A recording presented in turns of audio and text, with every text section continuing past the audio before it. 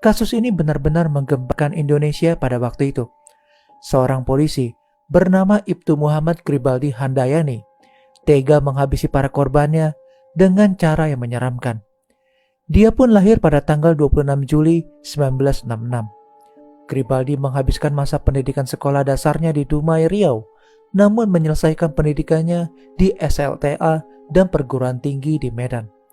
Keluarga Gribaldi berlatar belakang polisi. Mungkin juga karena hal itu, Gribaldi kemudian ingin menjadi seorang polisi.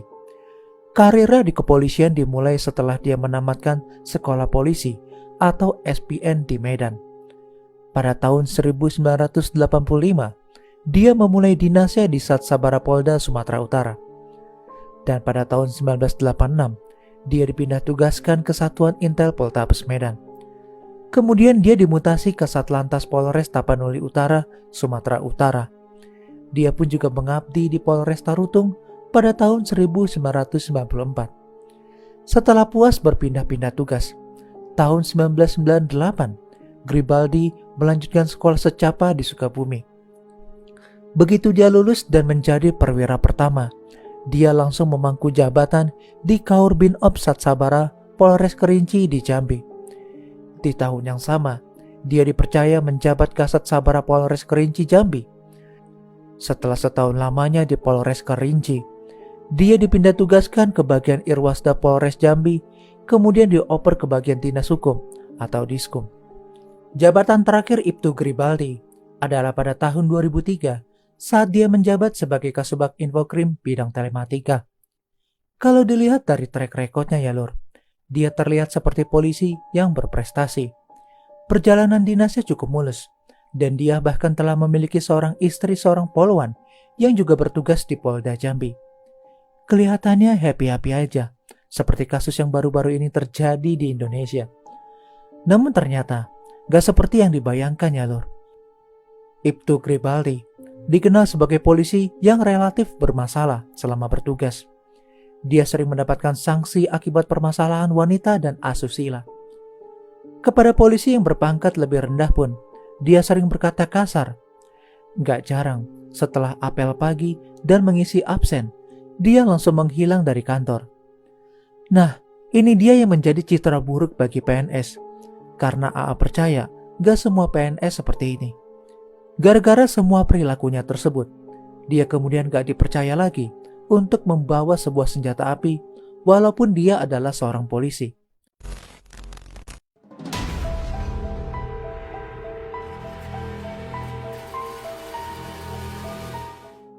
Pada bulan Agustus tahun 2004, seorang wanita bernama Listi Kartika Baiduri yang berusia 21 tahun berkenalan dengan Gribaldi. Saat itu, Gribaldi memperkenalkan dirinya sebagai Harry.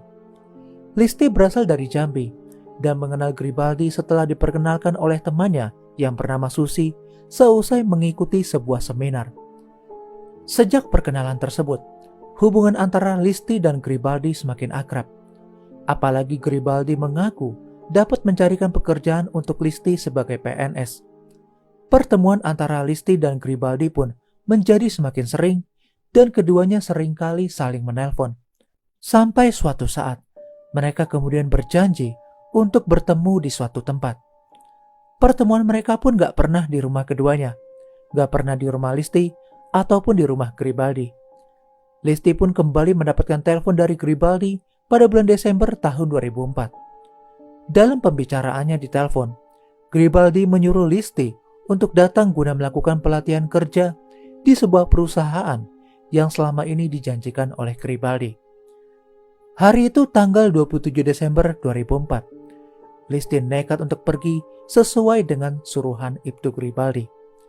Sebelum pergi, dia sempat berpamitan ke seluruh anggota keluarga dan berjanji akan membelikan oleh-oleh sepulang dia dari bertemu dengan Gribaldi.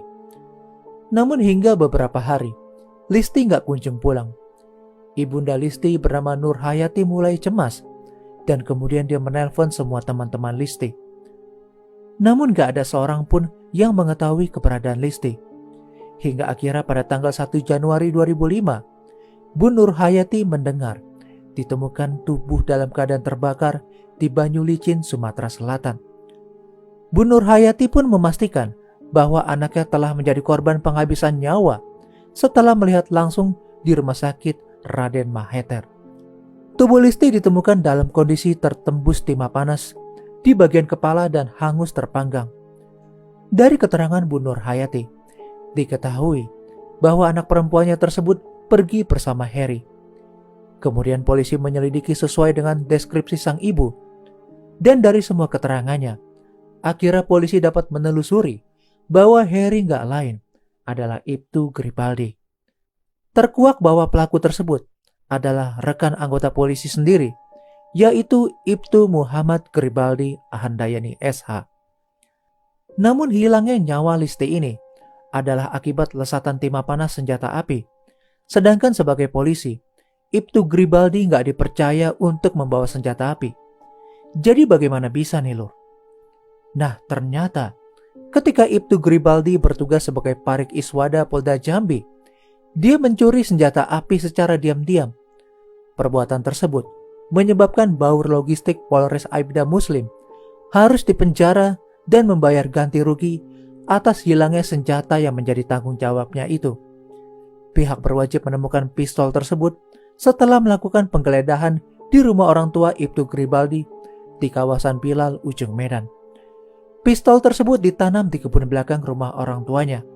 Sementara itu, dari penggeledahan di rumah Ibtu Gribaldi di Jambi, ditemukan ratusan butir peluru, surat-surat kendaraan bermotor milik para korbannya, bundelan ijazah, di antaranya milik Yeni Farida, yang merupakan salah satu korban dan akan AA bahas setelah ini, serta satu mobil kijang atas nama Rusdin Hutahuruk. Tewasnya Listi ini ternyata menjadi pintu masuk bagi polisi dalam menyingkap semua aksi gila yang dilakukan oleh Ibtu Gribaldi yang selama ini tersembunyi dengan baik. Pihak berwajib kemudian mencurigai bahwa Ibtu Gribaldi terlibat dalam hilangnya atau penghabisan nyawa orang-orang di dalam berbagai dokumen tersebut.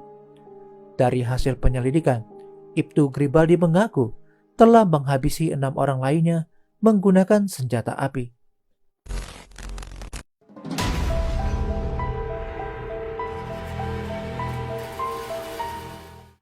Korban pertama Ibtu Gribaldi adalah Rusdin Hutahuruk. Saat meninggal, Rusdin berusia 41 tahun. Rusdin adalah pengemudi mobil sewaan kijang. Dia dilesatkan timah panas sebanyak 6 kali oleh Ibtu Gribaldi karena merasa kesal dengan si Rusdin akibat adu mulut saat tawar-menawar sewa mobil dari Medan ke Pekanbaru. Saat itu Gribaldi mencurigai bahwa Rusdi akan mencelakainya. Saat Rusdin meminggirkan mobilnya di tempat yang sepi, akhirnya dia langsung melesatkan timah panas ke arah Rusdin dari belakang saat sedang buang air kecil. Mobil Rusdin kemudian diambil dan diakui sebagai miliknya. Jasad Rusdin ditemukan pada tanggal 2 November tahun 1999 di Bagan Ratu, Riau. Korban kedua adalah Nurmala Lili alias Marta. Marta adalah istri kedua Gribaldi. Dan pada saat meninggal dunia, dia berusia 29 tahun. Marta dihabisi oleh Gribaldi karena dia cemburu dan menuduh istrinya telah berselingkuh dengan temannya. Dari hasil penggalian makamnya, ditemukan 1 peluru bersarang di kepala Marta dan 6 peluru lainnya di dada Marta. Tubuh Marta ditemukan di Pelawan, Riau pada tahun 2002. Namun diperkirakan Marta telah tewas sejak tahun 2001 Lur. Kepada orang tua Marta, Ibtu Gribaldi mengatakan bahwa Marta berada di Jakarta untuk mengikuti kursus kecantikan. Korban ketiga bernama Gus Marni. Gus Marni berusia 31 tahun ketika menjadi korban Ibtu Gribaldi. Nasib malang Gus Marni dimulai dari suaminya yang meregang nyawa ditabrak oleh rekan Gribaldi pada tahun 2002. Ibtu Gribaldi kemudian diminta untuk mengirim uang duka kepada Gus Marni oleh rekannya ini. Namun dia diduga menilap uang duka tersebut. Jumlah uang duka yang seharusnya diterima oleh Gus Marni adalah 25 juta. Namun dia hanya menerima 10 juta rupiah aja. Dari sumber lain disebutkan bahwa yang menabrak suami Gus Marni adalah Ibtu Gribaldi sendiri. Mengetahui hal ini, Gusmarni menagih Garibaldi dan sampai-sampai mengancam akan mengadu ke atasannya. Gusmarni mengetahui jumlah uang duka yang seharusnya dia terima karena dia ikut membantu mengurus uang duka tersebut dari asuransi Jasara Harja. Panik gara-gara hal itu, Ibtu Garibaldi pun langsung melesatkan 6 peluru hingga Gusmarni meregang nyawa. Tapi di sini AA menemukan beberapa versi lain dari sumber yang berbeda, di mana diceritakan bahwa Gusmarni pamit dari keluarga dengan membawa uang 25 juta. Dia hendak bertemu dengan Ibtu Garibaldi, karena Ibtu Garibaldi telah menjanjikan akan mencarikan pekerjaan bagi Gusmarni. Namun Gusmarni harus membawa uang 25 juta rupiah tersebut sebagai syarat untuk mendapatkan pekerjaan. Namun pada akhirnya, dia dihabisi seperti korban lainnya. Dan itu dia akhir beda cerita dari versi yang kedua. Gusmarni kemudian dilaporkan hilang oleh keluarganya gak lama setelah itu pada tahun 2003. Beberapa saat setelah laporan ini, di tempat yang berbeda, yaitu di Bagan Batu Riau, warga menemukan sesosok tubuh wanita yang gak bernyawa dan gak diketahui identitasnya. Warga Bagan Batu kemudian menguburkan wanita tersebut. 2 tahun kemudian, pada tahun 2005, hasil penyelidikan Polda Jambi menemukan bukti bahwa jasad yang dikuburkan tadi adalah Gusmarni yang tewas di tangan Ibtu Garibaldi. Polisi kemudian membongkar kuburan Gusmarni dan jasadnya kemudian diotopsi di Rumah Sakit Raden Mahathir. Keadaan jasad yang telah dikubur selama 2 tahun tersebut menimbulkan bau yang menyengat. Beberapa kali petugas rumah sakit harus menyemprotkan pengharum ruangan untuk mengurangi bau yang timbul. Anehnya, kendati telah dikubur selama 2 tahun, jasad Gusmarni masih dalam keadaan utuh. Dari hasil otopsi, ternyata benar, wanita berusia 28 tahun tersebut menemui ajalnya karena dihabisi. Di bagian kepala ditemukan lubang bekas lesatan senjata api, dan saat dihabisi, Gusmarni tengah hamil 3 bulan, Lur. Kemudian keluarga Gusmarni datang ke rumah sakit tersebut, dan mereka gak menyangka pencarian mereka selama 2 tahun ternyata berujung di ruang otopsi di Rumah Sakit Raden Mahathir. Pihak berwajib pun akhirnya mencurigai Ibtu Garibaldi, karena korban terakhir kali diketahui bersama Ibtu Garibaldi. Korbannya selanjutnya bernama Yeni Farida. Dia berusia 29 tahun ketika meninggal di tangan Garibaldi. Yeni dilaporkan hilang sejak bulan April 2004. Diketahui Yeni kabarnya memiliki hubungan gelap dengan Garibaldi. Motifnya ini diduga karena dirinya meminta pertanggungjawabannya atas kehamilannya. Terdapat juga dugaan bahwa motif penghabisan nyawa terhadap Yeni dilatar belakangi pada ingkar janji Garibaldi untuk mengurus adik Yeni masuk ke secaba Polri. Sayangnya ya Lur, yang bikin lebih sedihnya itu, jasad Yeni sampai sekarang gak pernah ditemukan. Dan untuk korban kelima bernama Muhammad Ali Ahmad. Muhammad Ali Ahmad berusia 35 tahun ketika menjadi korban. Ia adalah pengemudi mobil sewaan berupa Isuzu Panther. Dalam penghabisan nyawa ini, Garibaldi diminta bantuan oleh Ngadimin untuk menghabisi Ali Ahmad. Ngadimin sakit hati terhadap Ali Ahmad dan ingin agar Ali ini meninggal. Tanggal 15 April 2004, tubuh Ali Ahmad ditemukan di Kabupaten Musi, Sumatera Selatan. Akan tetapi, mobil Panther yang dipergunakannya gak ditemukan. Nah, plot twistnya lagi ya Lur. Korban terakhirnya adalah Ngadimin yang bekerja sama dengan Garibaldi untuk menghabisi Ali Ahmad.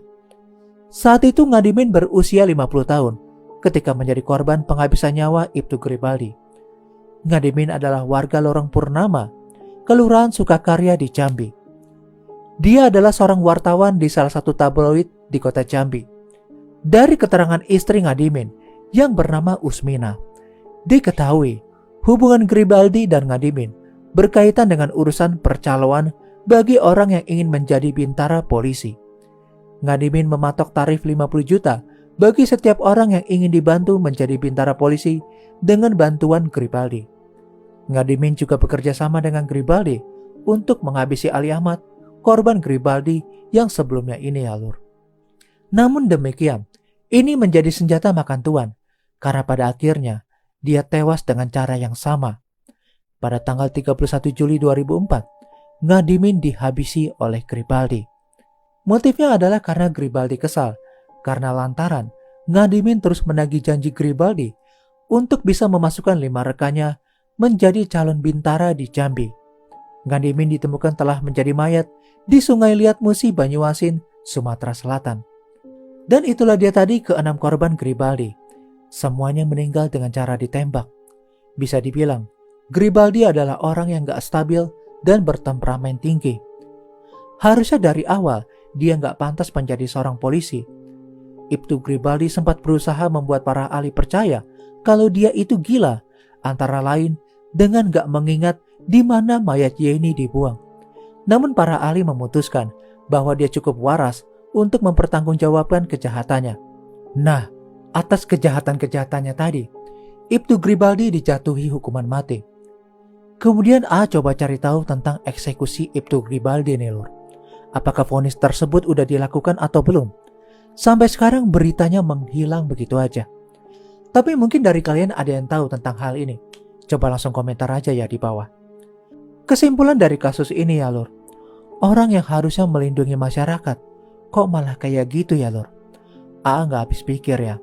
Apalagi sebagai polisi, orang-orang yang benar dikasih kepercayaan untuk menjaga kita, harusnya memang benar-benar mengayomi, bukan malah melakukan hal seperti itu. Tapi ya udah ya lur, ini kan ya hanya oknum aja, dan hanya beberapa orang jahat di antara puluhan ribu yang baik. Ya bisa dibilang ternyata kasus viral seperti Sambo udah ada dari zaman dulu. Akhir kata, mau kalian ambil hikmahnya dari kasus ini.